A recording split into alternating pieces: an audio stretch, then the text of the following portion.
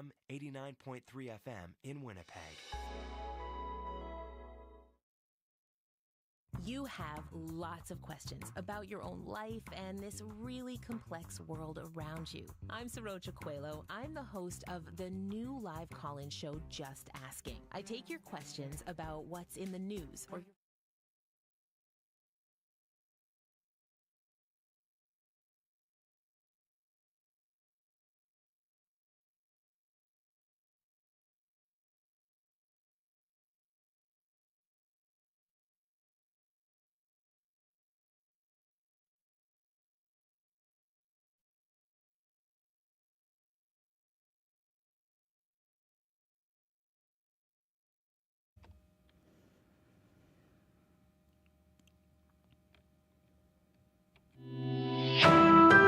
This is CBC News. Good afternoon. I'm Rosanna Hempel. At 12 o'clock, it's 21 in Winnipeg. A mix of sun and cloud today, local smoke, a high of 25, feels like 28. Breaking news out of Ottawa today, federal NDP leader Jagmeet Singh says he's ripped up the supply and confidence deal his party had with the minority Liberal government. It's an agreement that has helped keep the Liberals in power.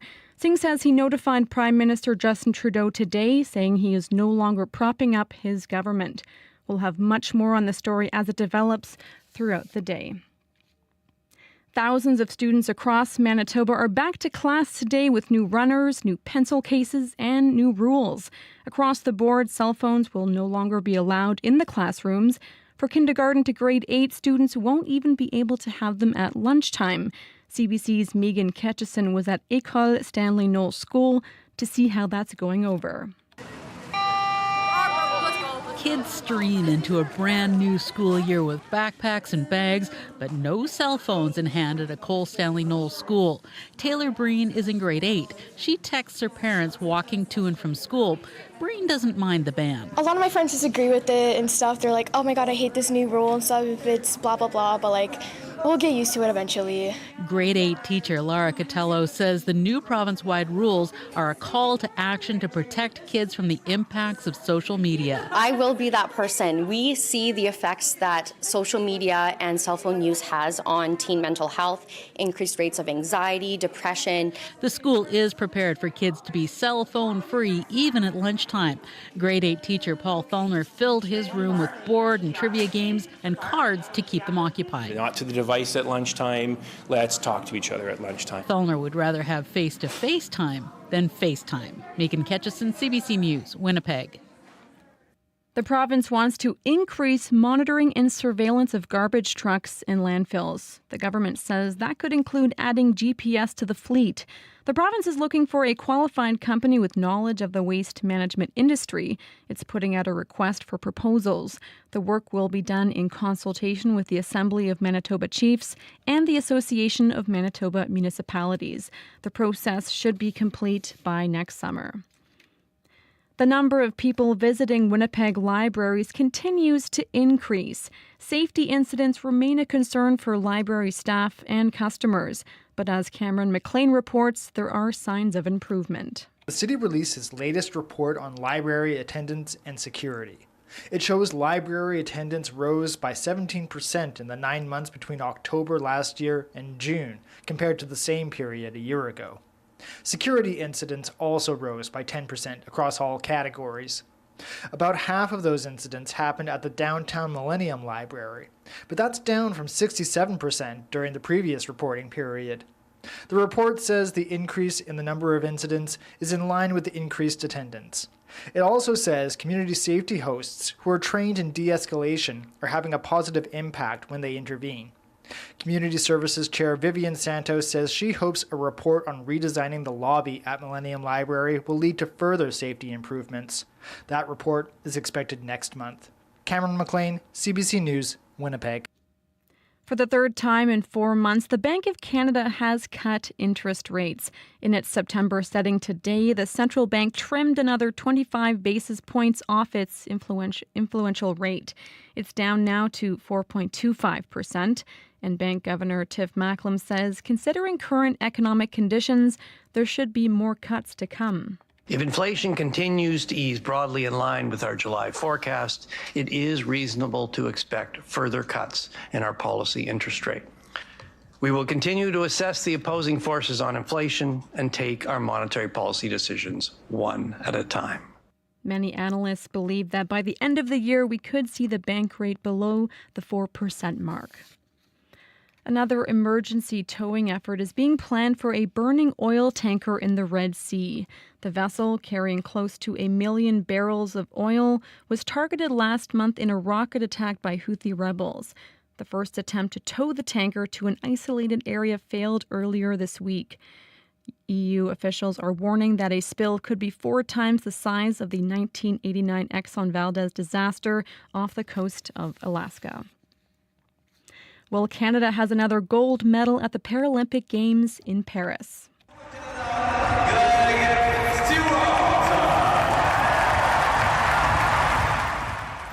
At the medal podium, that's Greg Stewart of Kamloops being awarded Paralympic gold in the men's shot put. Stewart defended his Olympic title with a season-best toss of 16.38 meters. That is just short of the Paralympic record he set at the Tokyo Games 3 years ago. As for Canada's medal count in Paris, our athletes have won 3 gold, 5 silver, and 7 bronze. That's good for 21st place. That is the CBC News from Winnipeg. Your next local CBC News is at 12:30.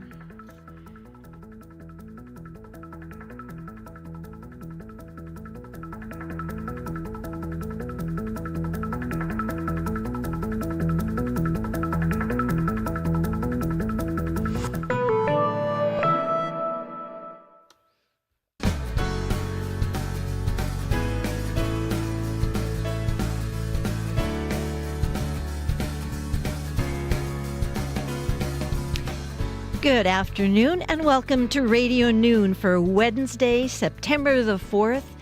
Quite a nice day out there. It's still summertime. Coming up on the show today, there's a province-wide ban on cell phones in schools, and on today's call-in, we want to hear your thoughts on whether that ban is a good or a bad idea, what your kids are saying about it, and how you think it can be made to work to help students learn and teachers teach. Give us a call, 204-780-0893. Also, monarch butterflies are late for a very important date. It's time for them to fly away to Mexico, but are they ready? We'll find out. And coming right up, why a cabin owner in Clear Lake is concerned that a curtain set up to contain zebra mussels isn't working.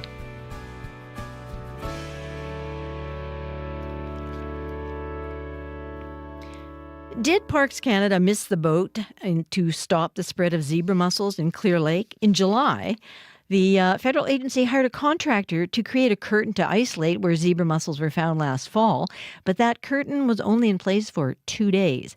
Damien Wall speaks for Riding Mountain National Park. CBC reporter Bartley Kivas asked how the curtain concept came about. It started being assembled on the 29th of July. Some progress was made through that week and the week following, but then they ran into some weather delays, wind that didn't allow boats to get out on the water and deploy that thing. It was in deployment through like the first week of August, so the 1st and 2nd, that's towards the end of the week. It was fully in the water on the 6th of August and ready for the final sort of deployment of that when we found at that time, just before it was completely deployed, that wind was pushing it in. So by the 8th of August, that curtain had moved out of where it was supposed to stay in the lake, was no longer containing the water in an area where we were trying to keep it contained. And so since that time, we've been working with the company that did the installation to find solutions on that. You're still working on a solution, so that means it's not where you wanted it to be, not doing the thing you wanted it to do. That's correct, yeah. That curtain is meant to provide an impermeable barrier that would isolate certain sections of the lake from the rest of the lake, and it's not currently doing that. So we'll continue to work with that contractor to find a solution and figure out what the next step's going to be.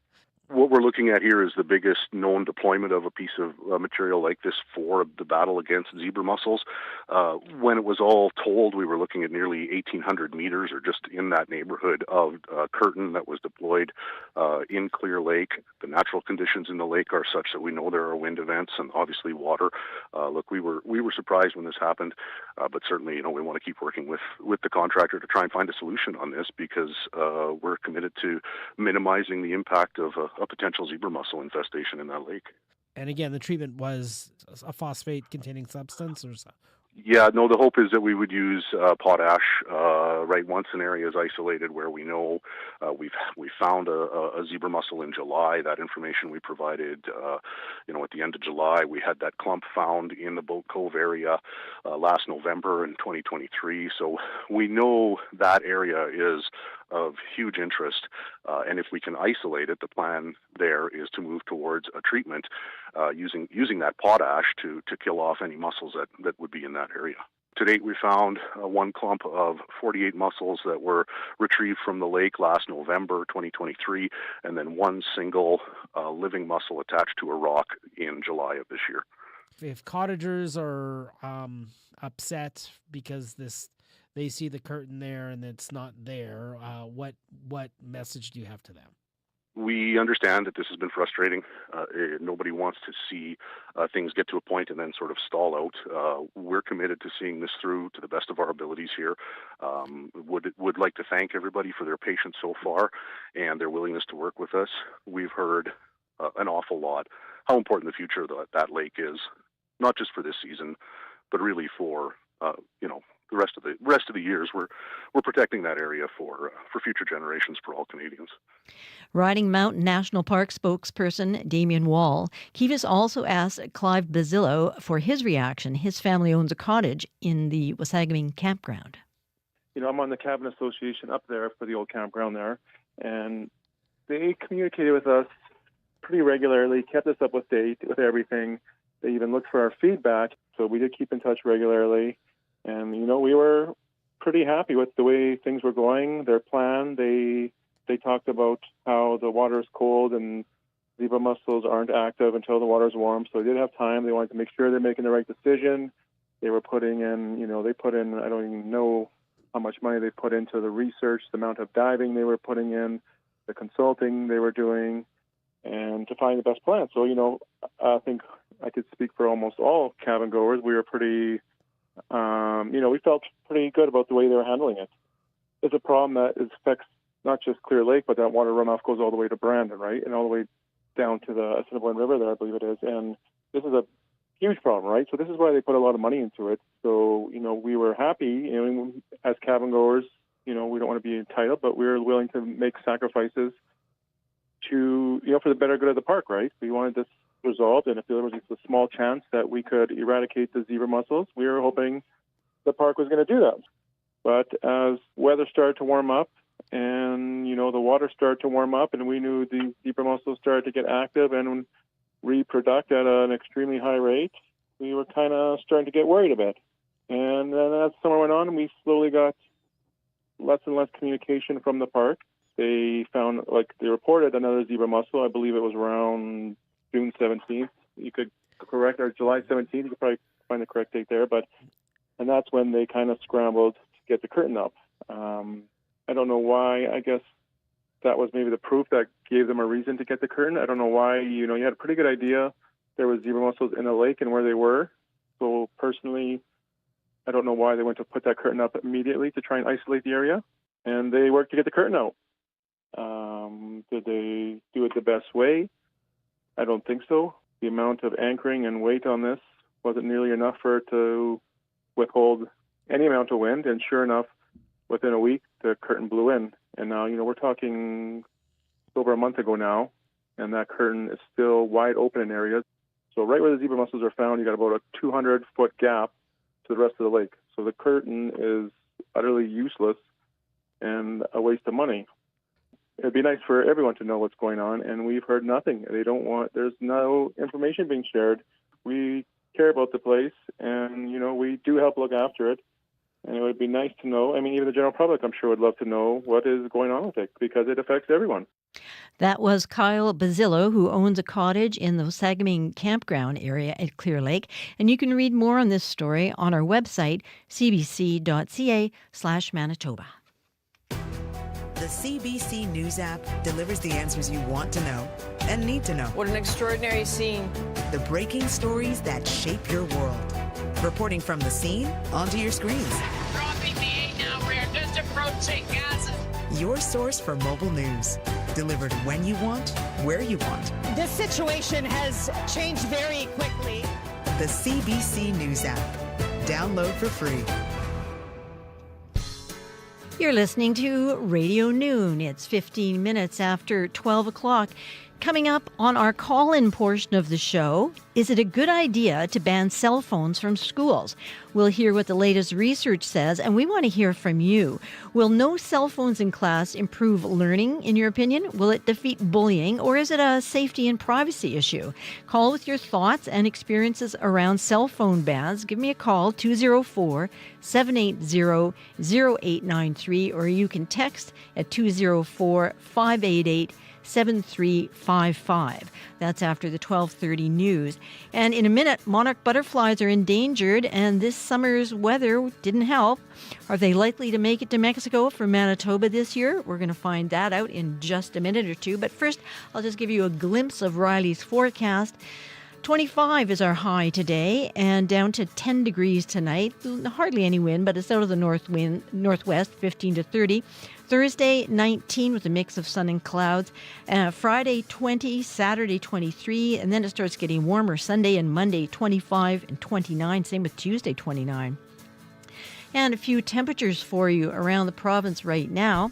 In Brandon, it's kind of smoky and 19. Churchill reporting 8 degrees. Dauphin 19. Gimli 18. In the Paw, it's 13.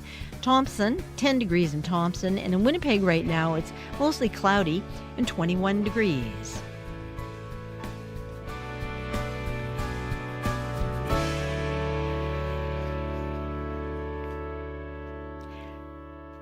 It's been a bad year for monarch butterflies. Numbers have been dwindling for a while, and last December, the black and orange beauties were put on the federal government's species at risk list.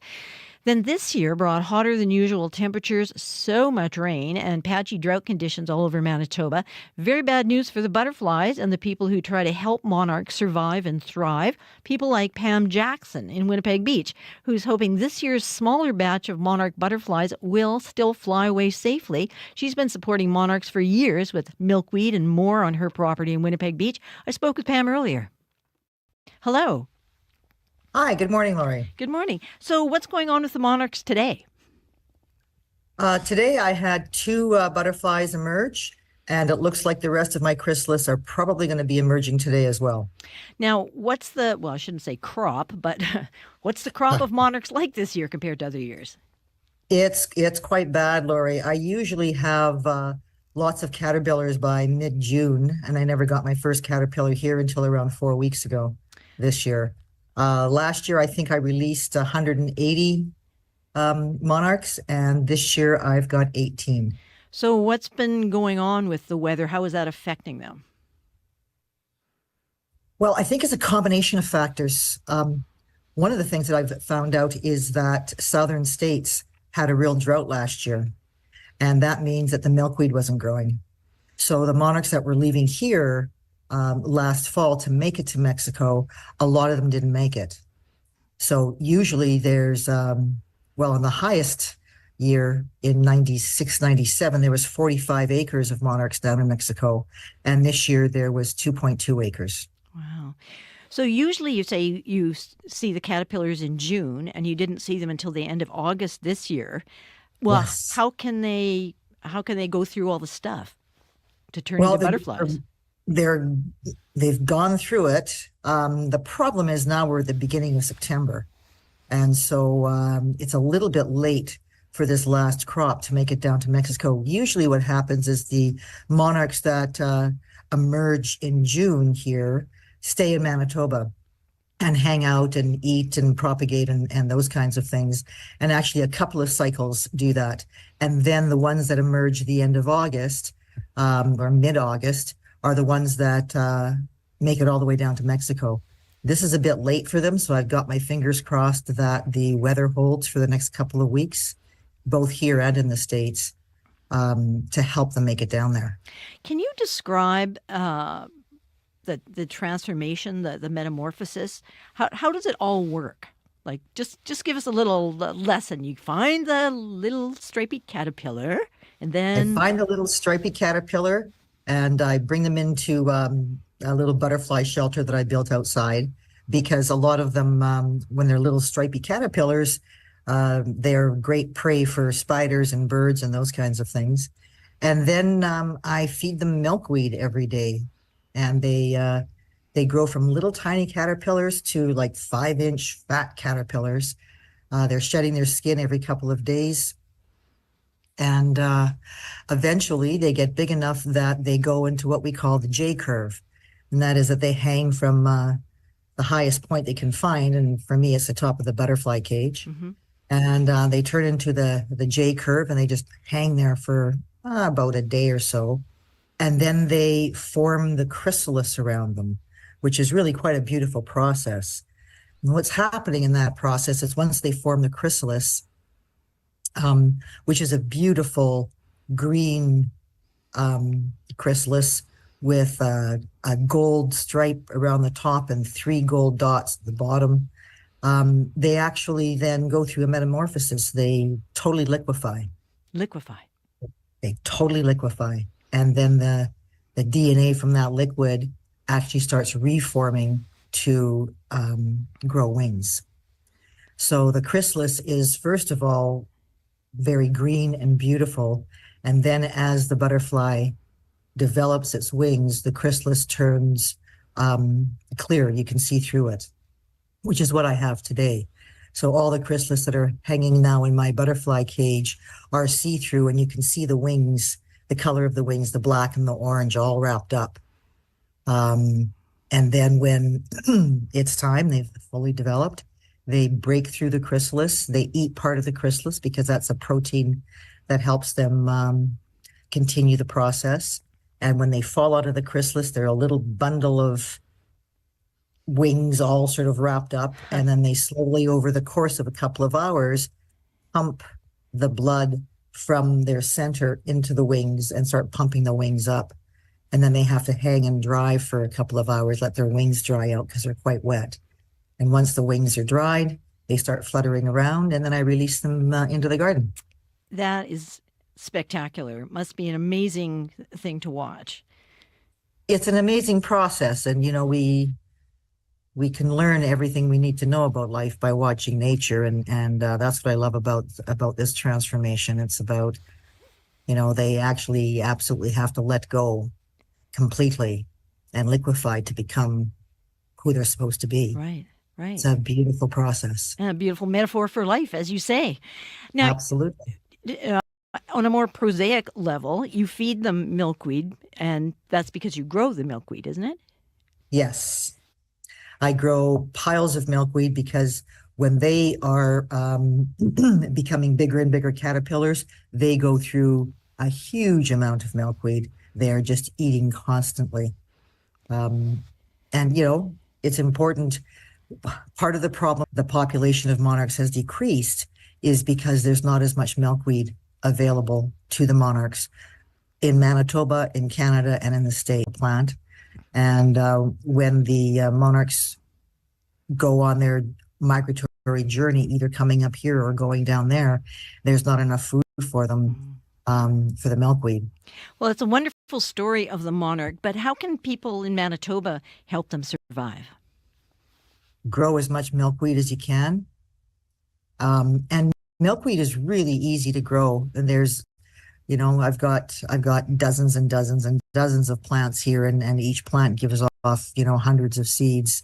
So, you can get in touch with anybody who has milkweed, and you can just take some seeds into your own yard and grow it there. And also grow pollinator flowers that gives them food, especially this time of year. So that would be black-eyed Susans, asters, the flowers that are blooming late in the fall, because that's the food for them once they make their trek back to Mexico, they need to stop to eat food. And that would be any of those fall flowers. Okay. Now, you've stepped away from the monarch butterfly launching pad to talk to me. What's there right now? Are there some in different stages of unfurling and unwrapping themselves? I've got 2 that have unfurled, and they're now drying their wings. I just checked 5 minutes ago, and I don't have any more that have emerged. But as we speak, they could be, because they're really ready to go. Well, wish them bon voyage from Radio Noon, Pam. Absolutely. Thank you very much, Laura. You take good care. You too. Bye-bye. Bye-bye.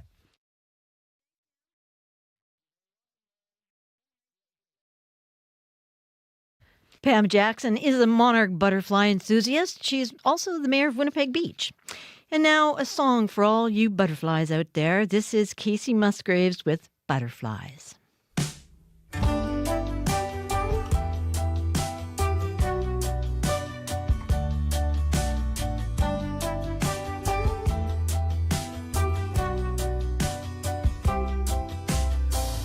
Just coasting, never really going anywhere. Caught up in a web, I was getting kinda used to staying there. And out of the blue, I fell for you. Now you're lifting me up instead of holding me down, stealing my heart instead of stealing my crown. Untangled all the strings from my wings, they were tied. I didn't know him and I didn't know me. Cloud 9 was always out of reach. Now I remember what it feels like to fly. You give me butterflies.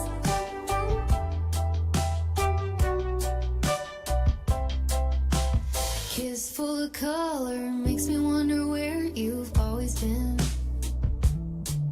I was hiding in doubt till you brought me out of my chrysalis. Then I came out new. Oh, because of you.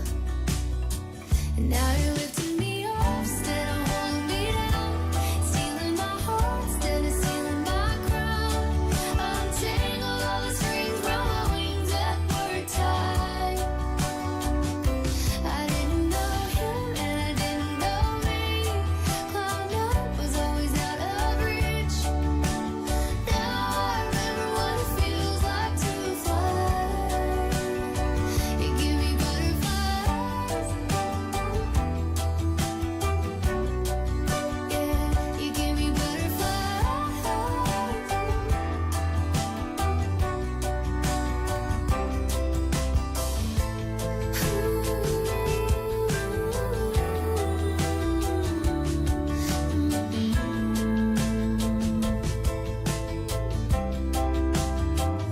Now you're lifting me up instead of holding me down. You're taking my hand instead of taking my crown. Untangled all the strings from my wings that were tied. I didn't know him and I didn't know me. Cloud 9 was always out of reach. Now I remember what it feels like to fly. You give me butterflies. You give me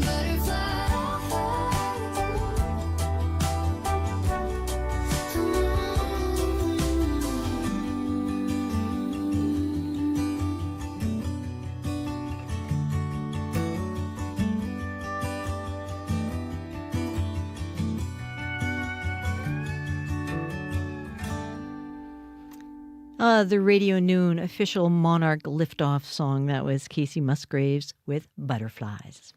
Hearts will race.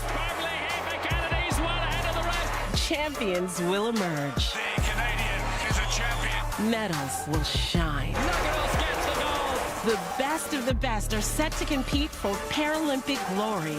Experience the extraordinary with extended live event coverage and full event replays. The 2024 Paralympics begin August 28th, live from Paris. Watch free on CBC Gem.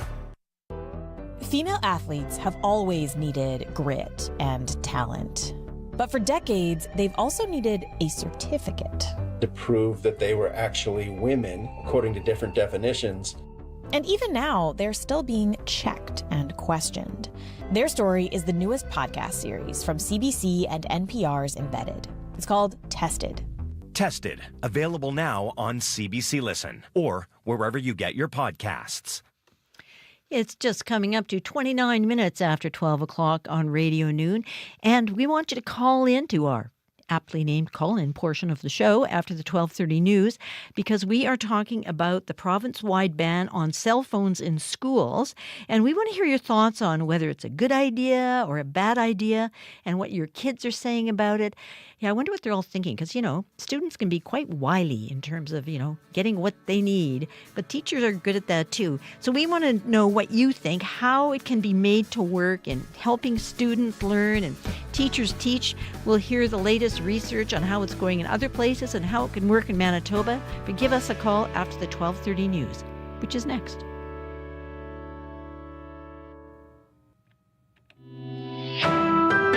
This is CBC News. Good afternoon. I'm Rosanna Hempel. At 12:30, it's 20 degrees in Winnipeg. A mix of sun and cloud today, local smoke, high of 25.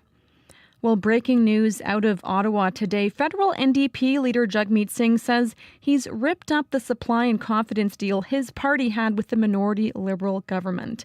It's an agreement that has helped keep the Liberals in power. Singh says he notified Prime Minister Justin Trudeau today, saying he's no longer propping up his government. We'll have more on this story throughout the day. Most students across Manitoba have said goodbye to that summer pace and hello to a return to school and schedules. They'll also have to get used to a province-wide cell phone ban. Taylor Breen is in grade 8 at École Stanley Knowles School in North Winnipeg. She's taking her phone with her as she walks to school for safety, but then I'm going to leave it in my fanny pack for now, but then until I get my locker code, I'll leave it in my locker until the end of the day when I'm allowed to have it. Andrea Powell, principal at Stanley Knowles, says the school has been working on ways to keep students from getting bored without their phones. Over the summer, they invested in games like chess and cribbage to keep kids engaged. The Bank of Canada has cut its interest rate for the third time since June. If we need to take a bigger step, we're prepared to take a bigger step. At this point, 25 basis points looked appropriate. Bank Governor Tiff Macklem says there was strong consensus for lowering the rate to 4.25%. And he says if inflation continues to ease, it is reasonable to expect further cuts. In July, Canada's inflation rate dropped to 2.5%, the lowest it's been since early 2021. A long-running battle over the Guess Who name has come to an end.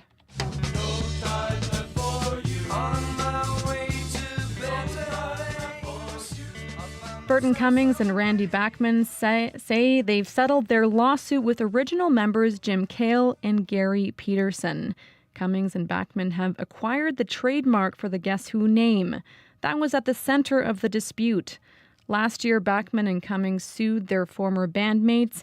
They alleged they had assembled a cover band to perform and release albums under the Guess Who name.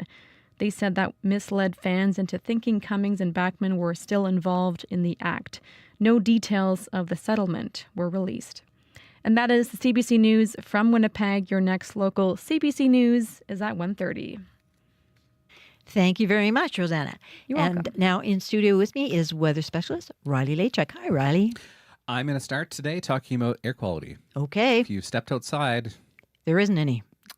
In Winnipeg, yeah, it's very smoky out there. Yeah. You can smell it out there. Mm-hmm. We have an air quality statement in place for the bulk of southern Manitoba right now into central Manitoba, up to Grand Forks, Barons River south, and an air quality alert for Dauphin, Swan River, Flin Flon, the Pas. Now, the difference between the two, the air quality alert means the air quality health index, that 0 to 10 plus scale, is in that very high range of 9, 10 plus. The air quality statement means it's in that 7 to 9 range, meaning you should take precautions if you are prone or have, say, for example, respiratory issues, something like that. You should take precautions if you have to be outdoors. So, having said that, air quality health index in Winnipeg this afternoon will be between 7 and 8, which means that people with heart-lung disease, older adults, children should limit outdoor activities throughout the day today. In Flin Flon, for example, we're looking at that between a 9 and a 10, which is that very high range. And this is all because of wildfire smoke that has been pushed south, kind of riding a cold front that has been bringing some showers to parts of central Manitoba today. Northwesterly winds and that cold front helping push some of that smoke and some of that haze a little bit further to the south. So that cold front right now sits basically over Duck Mountain Provincial Park through the Grand Rapids region and into northeastern Manitoba. So north of that is where we're seeing a few showers this afternoon. We've even seen a couple of sprinkles throughout the morning hours here in Winnipeg. Very, very isolated passing showers throughout the morning into the afternoon. We will see that haze continuing as we get through the afternoon hours here. So we are looking at a pretty hazy afternoon. Overnight tonight, hazy conditions once again, smokier to the west to start the day on Thursday. And we do start to see things turning around by the time we get through later Thursday into Friday. So having said all that, we are looking at some scattered showers along this cold front, in particular as we head through the evening hours tonight through southern Manitoba into the early morning tomorrow. That's our best chance of some showers here in Winnipeg. I think we do start the day tomorrow under a mix of sun and clouds, but there's that isolated chance throughout the day tomorrow. We could still see a few more showers, a little bit of an unstable air mass that is moving through, which will bring us a good chance of showers as we head through Thursday into Friday. Things settle up a little bit and we look at a more sunny and drier weekend ahead. So forecast temperatures for this afternoon, 25 in Winnipeg. I've got Brandon at 24, 21 in Swan River, a good chance of showers today, 13, mainly cloudy in Thompson, mainly cloudy throughout much of the north today. 19 tomorrow, that cold front will sweep through as we get through the day today, dragging our temperatures down. So overnight tonight, looking at a low of 10 in Winnipeg, up to 19 tomorrow afternoon, 20 for Friday, and then slowly climbing back up toward 29 by the time we hit Monday, Tuesday next week. That's nice. Yeah. 29. Little blip in the forecast, Yeah. but then we're back to more summer-like weather by the time we get into next week. Well, we again. can rest up from all our tomato harvesting. Yeah, or exactly. Ever going on. And it's good for the monarch butterflies. We were talking about them earlier, and they'll have a nice warm wind under their wings, as they say. Well, thanks very much, Riley. No problem. That's Riley Lachuk. He is our weather specialist. And, of course, you can hear him this afternoon on Up to Speed from 3 to 6. You are listening to Radio Noon. It is 23 minutes before 1 o'clock. I'm Laurie Hoogstraten, filling in for Janet Stewart. Well, students are back in class, but cell phones aren't. A province-wide ban is in place, and schools are figuring out how to navigate that. And maybe you are too. Give us a call, 204-780-0893. It seems the rules set out by the province in August prohibit kindergarten to grade 8 students from using phones during school hours, and students in grades 9 to 12 can only use their cell phones during lunch and other breaks. Today in our call-in, we are talking about this cell phone ban and bans like it. How effective are they? And what was it like getting your kids to leave their phones at home? There are no hard and fast rules about enforcing the ban. What about that? Or maybe you think your child needs their phone for safety reasons. There's really a lot to talk about. So we want to know what your thoughts are on banning the cell phones in school. Once again, 204-780-0893. And you can also text me at 204-588-7355. Joining us is Sachin Maharaj, Assistant Professor of Educational Leadership, Policy and Program Evaluation at the University of Ottawa, who also teaches school cell phone bans. Good afternoon. Good afternoon. Now, just to start off, cell phone ban, it's a pretty broad term. How is it being defined and applied? Well, across Canada, we're seeing different approaches being taken. So some provinces are restricting phone use just during class time, with the phones accessible, during breaks or lunchtime. Other provinces like Manitoba and also Ontario, for younger grades, what they're saying is that phones aren't supposed to be out at all during the school day, whereas older kids in the higher grades can access them in between breaks. But I think the overall goal is to kind of roll back the current or the previous situation, which is that phones were present throughout the school day, and to return more of the focus, at least during class time, on learning. Is this partly because more and more children at younger and younger ages are showing up at school with phones? Is this had a kind of snowball effect? Because, I mean, phones have been around for a while. So why are these moves being taken now? I think the reason they're being taken now is because policymakers, educators, and also parents are just realizing the impact that phones are having, not just on student learning, but also the social climate in schools, as well as kids' emotional development. So in Canada, the latest results of the OECD's PISA tests, which test knowledge in math, reading, and science among 15-year-olds across many countries around the world, the latest Canadian results showed that scores in all three subjects have been steadily declining over the last 10 years. And when the OECD, which administers these tests, looked a bit further into what's causing this decline, a significant contributor was the use of devices like phones for non-educational purposes. And this corresponds with what educators have been saying across the country for a while now, which is that it's a lot harder to get students to focus in class because they're being distracted with what's going on their phones. We want to hear from you out there in Radioland. What are you seeing in terms of cell phone use with your own children or with your observations of what's going on in schools? Give us a call, 204-780-0893. So I always raise this a question of correlation or causation with the drop in focus and so on. Is it clearly measurable that it's cell phone use that's causing these dips in scores? Well, in terms of the academic impacts, we have really good evidence now that the presence of phone in classrooms reduces student learning, their ability to recall and remember information, and as well as student achievement. So there's experimental studies where students will be allowed to use their phones during the class, or they'll have to just put it on their desk or in their backpacks, or not have them in the class at all. And you can kind of see with each of those different situations what the impact on student learning is. And it's pretty clear that just even if a student isn't actively on their phone during class time, just the presence of the phone reduces their ability to focus. And we know from other studies that the average teen receives hundreds of notifications per day from all the different apps that they're using. And just even a few disruptions during the school day, whether that's they're checking their phone or they're thinking about what they're missing on their phone, causes significant reductions in their ability to focus and refocus on what they're learning. And this isn't just an issue in Canada. Phone restrictions have been introduced in many countries around the world now for similar reasons. So UNESCO, the global body that tracks education, issued an advisory around the use of cell phones for this specific reason, and has called for greater restrictions, which is why I think you see this happening not just in Canada, but countries around the world. And how has it affected things like bullying and cheating and plagiarism that phones might be used for those purposes? Well, the studies at this point, I think, can mainly only speak to the bullying question. So the studies that have been done on schools that introduce phone restrictions tend to show a reduction in incidents of bullying. And students in those schools tend to report that the social climate tends to improve as well, as kids are interacting with each other more, and there's less opportunities for things like cyberbullying.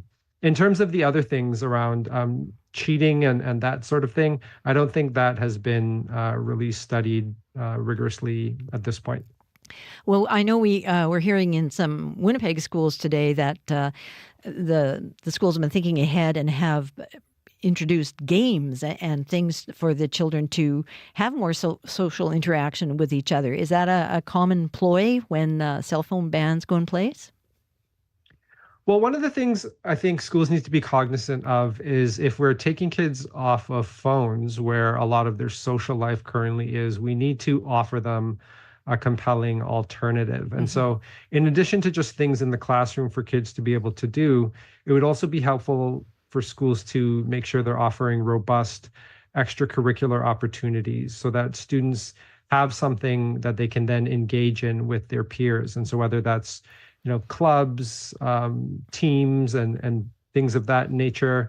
It's really about not just during class time, but you want kids to participate more in the social life of the school. And I think it's those things where you see the biggest reductions in things like bullying and improvements in social indicators, like students feeling like they belong to a school community. And so, yeah, these restrictions need to be coupled with, I think, just more robust offerings in school for kids to be able to participate in real life activities. Mm-hmm. And we want to hear from our listeners. Are you happy about the school cell phone ban in schools? I mean, it's early days yet, but it's just, how are you making that fit into your getting ready for school kind of mornings and getting kids to leave their phones at home? Or maybe you're not too happy about them having to leave their phones at home. Give us a call at 204-780-0893. I wanted to ask who is giving you the most pushback against phone bans? Is it students? Is it teachers? Is it parents?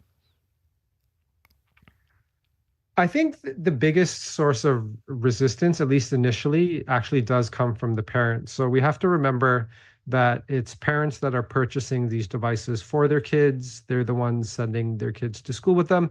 And often the reason for that is because they enjoy the safety, the convenience, and comfort of being able to communicate with their kids throughout the school day. And so in order for these restrictions to be effective, we really need to get parents on board, because we've had previous attempts to ban phones before. So most recently in Ontario in 2019.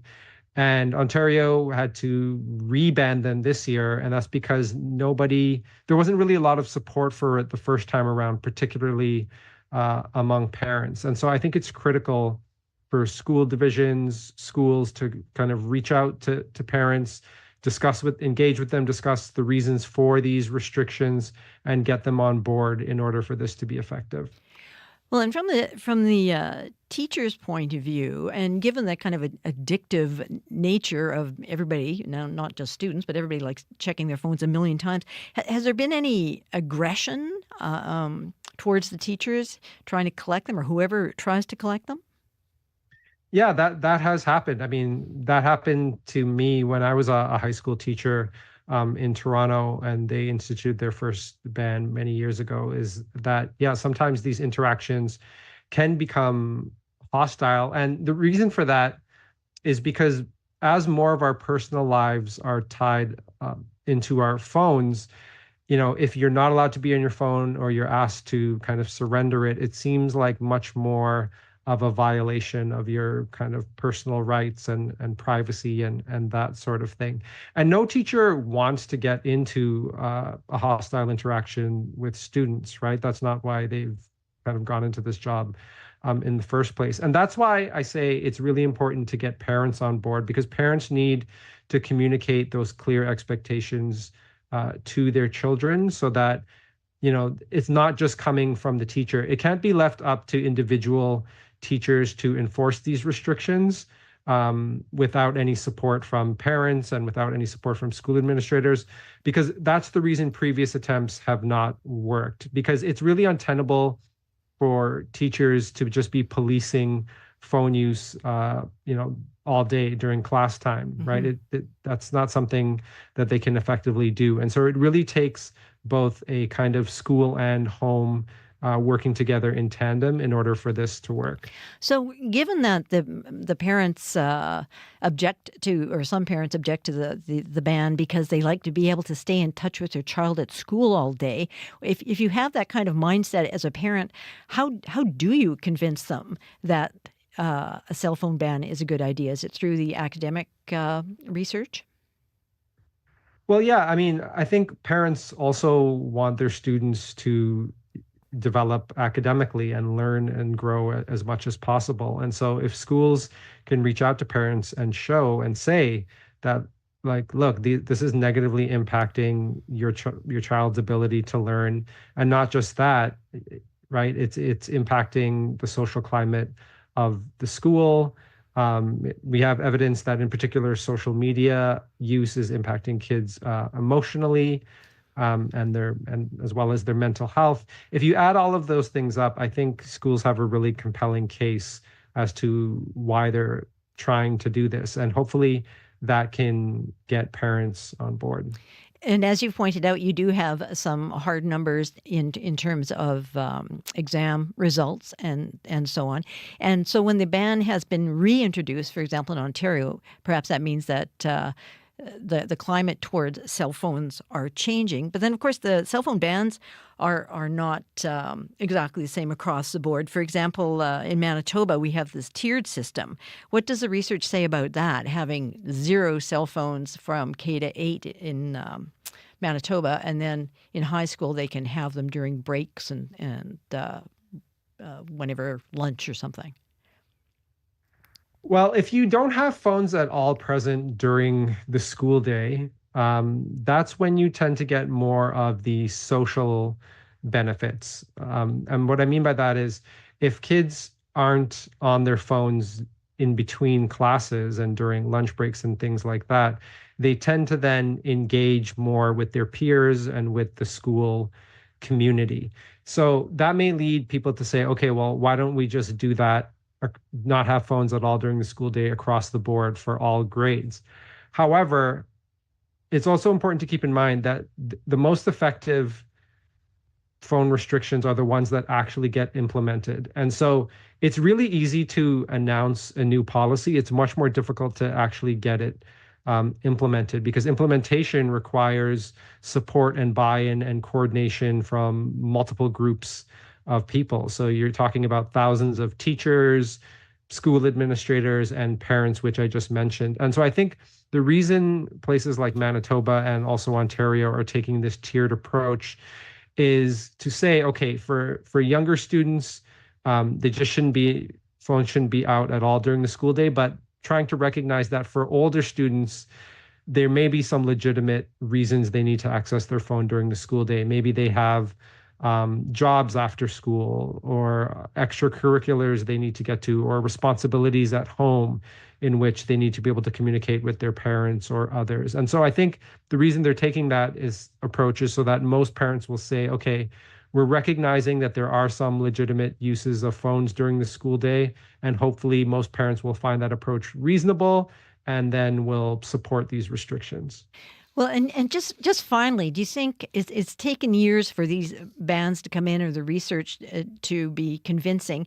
Do you think in the future people will look back and think like, wow, that was kind of a no-brainer. Should have done that long ago? I mean, maybe. Yeah. So I think, initially when phones were introduced, there was this idea that kids could bring their phones to school. That would alleviate some of the pressure on schools themselves to provide electronic devices. And there was a lot of hope that things like social media and just digital technologies in general would revolutionize learning for the better. But things haven't really worked out that way. And I think there's much more of a critical view of these social media applications and phone use in general, which is why I think you see this shift. So it remains to be seen how this is all going to work out. Like I said, the hardest part actually starts now with implementation. And so if it's effectively implemented and then we see academic outcomes start to improve, as well as the social climate in schools, then I think, this may mark a turning point for the better in schools, but that remains to be seen. Yes, remains to be seen is exactly it. Thank you very much for this most interesting discussion. Thanks for being with us on Radio Noon. You're welcome. We've been talking with Sajan Maharaj, an assistant professor of educational leadership, policy, and program evaluation at the University of Ottawa. He also studies school cell phone bans. Psst. Hey, Tiger. Yeah, Polar Bear? Is everyone gone? You bet. Let's party! When the Assiniboine Park Zoo closes, the party starts. Brew at the Zoo is back September 13th. Local brewers, live music, one great night. Brew at the Zoo, proudly sponsored by CBC. Hey, settle down, monkeys. Visit cbc.ca/Manitoba/community for details. You're listening to Radio Noon. It is 6.5 minutes before 1 o'clock. I'm Laurie Hoogstraten, filling in for Janet Stewart. Well, coming up on Up to Speed today.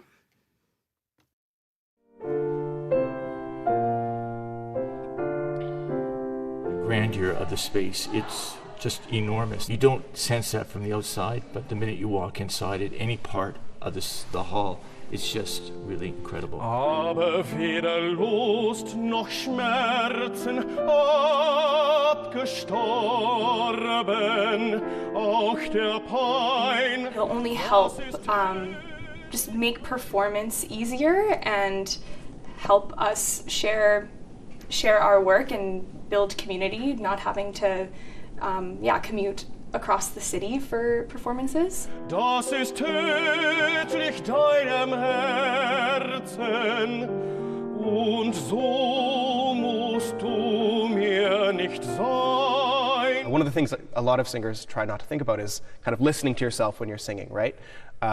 If I'm spending my whole time out there, then I'm not engaged with my character and with the people around me. It's really like assuring to know that all of the sound is going out there and there's a bunch for the audience, and that I just have to do my job. And I don't have to worry about putting anything on or pushing or do anything extra, because this space is so accommodating to our sound. Musst dich aus dem Dunkel heben, wär es auch neuer Qual. Leben musst du, liebes Leben, leben noch dies